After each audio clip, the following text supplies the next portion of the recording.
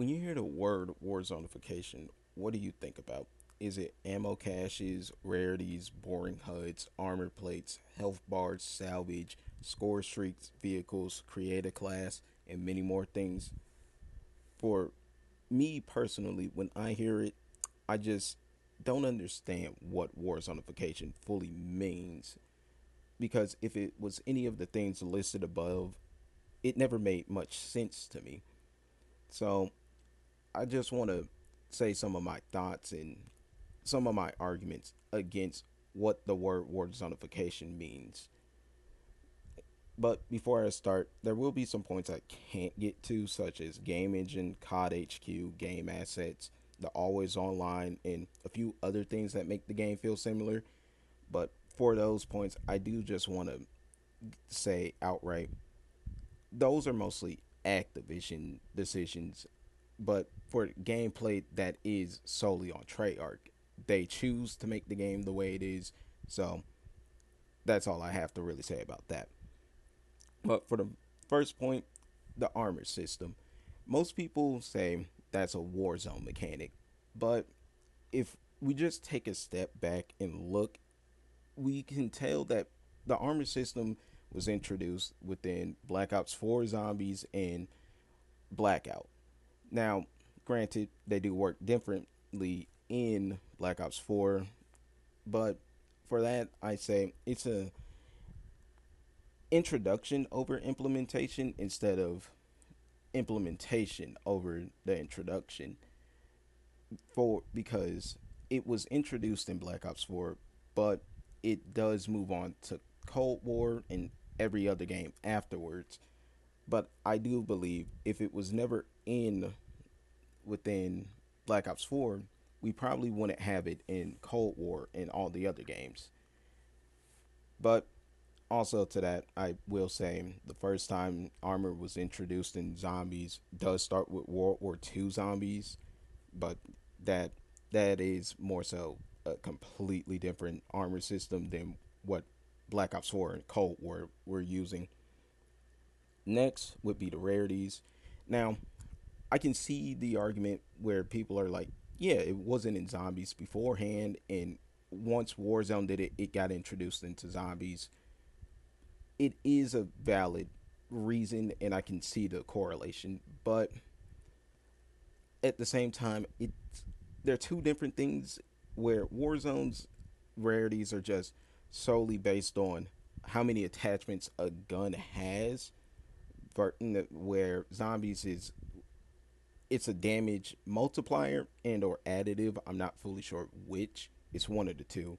Where they can also include attachments for higher rarity weapons, but for the most part, it is just extra damage. Now, attachments in war zones can also add damage, but it has to be a damage attachment that's helping boost the damage of that weapon. And for the most part, the attachments are random. So it could start with a weapon attachment that actually does add damage, or it could just be a suppressor that silences the weapon. Who knows? It's all random. So next, I want to talk about Outbreak, whatever Vanguard was in MWZ. This section isn't going to be that long, so for these sections, I do believe that zombies should have more game modes besides, oh, here's round based and more round based. The open world ones just help to break up the same old gameplay from round base of upgrade weapons and just survive as long as possible round after round. It is fine for Treyarch to have these side modes such as open world zombies and whatnot. And also at the same time, I do view them as more experimental modes to see what Treyarch could possibly do in the future for another zombies experience, or what someone else could do for a zombies experience that isn't just round based. It's always good to have more options than just the one option. That's mainly what I have to say about the semi open world and open world things that Treyarch has done with zombies. I just don't think it's war zonification. It's just more so here's some extra side modes and game modes if you're tired of playing round base for like the 100th million time or something. But the sole focus should always be round base first for Treyarch, and then like a side mode like Outbreak right after. So after that, another problem that people mainly have is health bars and damage numbers. Now, the health bars have been in zombies since Black Ops 4, and that's its own thing. That's not a Warzone thing or anything. It's just health bars. They introduced it in Black Ops 4. It's here now in Black Ops 7, 6, and all the others. After that would be damage numbers. I don't see much of a problem with it. Like, it does clutter up the screen, which I will say is annoying, but also at the same time, they have given you the option to at least just turn it off if you don't want to deal with that. But it not being off by default is the problem. But I can also say the damage numbers will help people to at least be like, oh, so my gun's dealing 5,000 damage at tier 1. What about tier 3? It's dealing 15,000. This is a pretty good gun to use. After that, ammo caches and score streaks. This one is a bit more tricky. I don't have much to say. It's not like score streaks and ammo caches have only existed since Warzone. So, if anything, where some people say score streaks and stuff is a Warzone thing introduced into zombies, also never made any sense since, you know, they've existed since Call of Duty 4 and World at War. For score streaks, it was Call of Duty 4, and ammo caches, I believe, was World at War. My information may be wrong on that, but they do go back at least 10 to 15 years, way before Warzone came out. Next after that would be HUD, the HUDs and zombies. Now, this isn't really a Warzone thing. This is more so just Treyarch being lazy. At the same time, we also haven't had a special zombies HUD, custom HUD for each map or zombies really since Black Ops 4. Black Ops 4 rocked the same exact HUD for every map, and it was a cluttered mess and it looked ugly.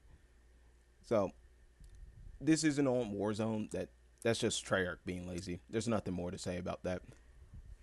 Right after that would be vehicles. Now, vehicles were first introduced and you were allowed to drive them within Blackout and Black Ops 4. They weren't in zombies, but they vehicles have existed within zombies with the bus on transit where it was on a set path, you couldn't control it, but you could also hop off of it to get to another spot on the map a bit quicker. Then next up would be the train on Shadows of Evil, which you could change which direction it was going. So instead of going to the Footlight District, you could go to canals. From the canals, you could go to the boxing gym and just swap it up between those three, but it was still on a set path. So you had an option to go where you wanted to, but you couldn't really choose where you wanted to go to. Whereas in Cold War with Outbreak, they allowed you to drive cars, motorcycles, trucks, and a snowmobile, but it was mainly just to Outbreak. Then in Black Ops 6 with Terminus, you could drive the boat, though it was really pointless. It was for like one or two steps in the Easter egg. There was no point in it. With Black Ops 7 on Ashes of the Dam, they refined it, and the truck was a valuable part and a core mechanic for Ashes of the Dam, which has been the best use of a vehicle within zombies that you can drive yourself. And I do think it's not a bad idea. It just shouldn't be overused. But it wasn't something Warzone introduced. It was something Treyarch had already worked on beforehand, and it would it would make sense for them to want to use it again for one of their other games. Now, For salvage in the crafting table has existed since Black Ops 2 Zombies. Maybe maybe in Black Ops 1. I don't think it is though, but it should just be in Black Ops 2 and onwards, making it more of a zombies mechanic. But the way it works in Cold War and stuff is you you have two different crafting tables. One where you can make monkey bombs, the Gersh device, and other things like that, and score streaks. Now, it doesn't work the same way that the what's it called, the buy station from Warzone works, but it does allow you to get certain things that are also in Warzone. But to that, I also say it it was always a zombies mechanic first. They've just evolved it to allow you to actually make weapons and whatnot out of it. Like you could choose a grenade and things like that. You could make weapons with the crafting table already beforehand. But with salvage, it's not like it's in Warzone. So it was never a Warzone mechanic. That's completely new to zombies. And at the same time, I also want to talk about zombies dropping items and stuff like that. Now, this one doesn't really exist within Warzone or zombies naturally. Like it does exist within zombies with Black Ops 2 Vulture Aid, but it didn't work the way it does now where they can drop grenades and stuff. They would only drop like a small portion of ammo and money back then, but it would be the first instance of zombies dropping loot or something like that for the player to pick up and use to either buy something or to just get some ammo back and whatnot. And also on that note, ammo caches, the closest thing we had to that before they actually just got thrown into the game would be a wall buy. So where some people would say, "Oh, ammo caches ruined the game," or like back in the day, we wouldn't have a way to get more ammo for a gun. Once you ran out, you had to spin the mystery box. That's just wrong. You could always spin the you could always just go to a wall buy instead to just get your ammo back. But I do get where they're coming from. Like, oh, not every gun just had a free way to get ammo. You had to actually go spin the mystery box to get a different gun that would have full ammo. Next up would be the creator class system. One of the biggest problems that people have is being able to just spawn in with any gun. Now, some attribute this to Warzone being able to just spawn in with any gun and also the camo grind. But to that, I say if that were the case, Black Ops 3 and Black Ops 4 would also have a Warzone type feel or problem with a camo grind, but that's just not the case because Black Ops 3 does have a camo grind. It just wasn't the way that Cold War made it, where you can choose a creative class system. This is more so an implementation problem instead, but Black Ops 4 and Black Ops 3 also have camo grinds. That's not the problem. The problem also comes in at Black Ops 4 introduced the creative class system. Now, it does work differently. You could only choose very limited weapons like three pistols, one SMG, one shotgun, and one marksman rifle. But to that, I want to just ask, would it be in modern zombies if Black Ops 4 never did it? Because it, as I've said in the video, Treyarch always evolves or refines the uh, something from an old game, such as the perk system. Instead of just having a 4 perk limit in Cold War, they said, screw it, just give them every single perk. Where also in Cold War, instead of just having one modifier slot like Black Ops 4 did, they said, just give every perk a modifier and make them stronger. The augment system. Then with shields from Black Ops 2, instead of it just being, yeah, it blocks damage from your back, they said give it an upgrade quest and also allow it to attack the enemies, like the electric shield on Zetsubo, the dragon shield on Garad, and for Shadows, you had the rocket shield. They each had like a special shield for the map, and they all had like a special ability. So my belief is, if it was never in Black Ops 4, would it be in Modern Zombies now?